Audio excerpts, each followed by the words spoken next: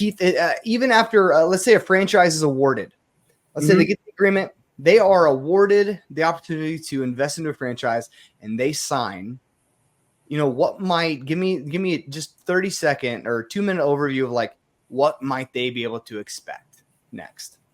Yeah, well, hopefully it's a blueprint to follow. And, the discovery process was a lot of information, but this is really where the work begins. This is where, you're getting your territory mapped out. You're coming up with and this totally varies by business model. Obviously brick and mortar, you're looking at 6 to 8 months, finding a location, negotiating the lease, all that. But some of the more like home-based and mobile brands, it could be 3 weeks from signing to you're actually open and, bringing in customers. So it's really just where all that support that you're paying a franchise fee for, that's where that you're seeing what you're getting for that. That's where all the pre-opening training and setup and all those resources come into play. So, and that's also, an important question to ask. Hey, I signed the agreement. I pay a $50,000 franchise fee.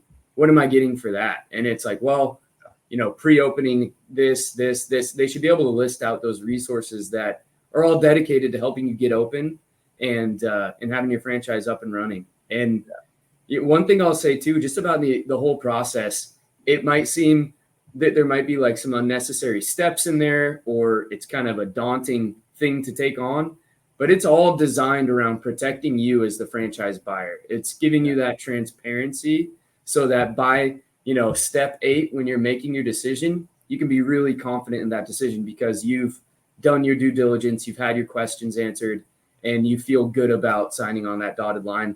That's what this whole process is for. It's to protect the buyer more than 100%. And if you at any point in the process feel like you're being pressured into that brand or that decision, or you feel for any reason something's gone wrong, or that could be a red flag, something 100%. To dig into a little bit, and or maybe to walk away from that brand because of that.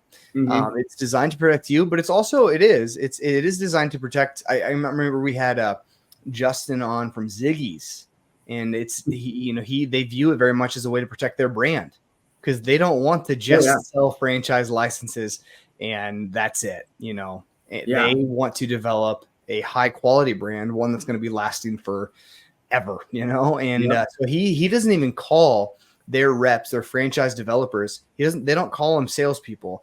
They call them brand protectors.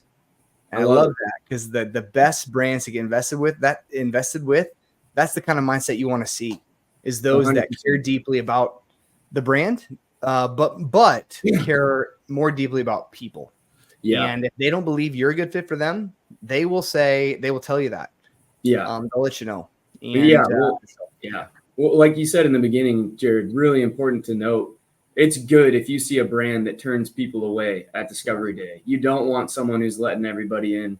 The difference between a good franchise and a bad franchise is a good franchise is selective about that because they know they succeed more as a company when they bring on good owners because royalties are recurring revenue, and that's really how they build a significant business. If a brand's just trying to bring in as many people as they can to get those franchise fee checks, that's the sign. That's a red flag. That's the sign of a bad brand that's not focused on long-term success.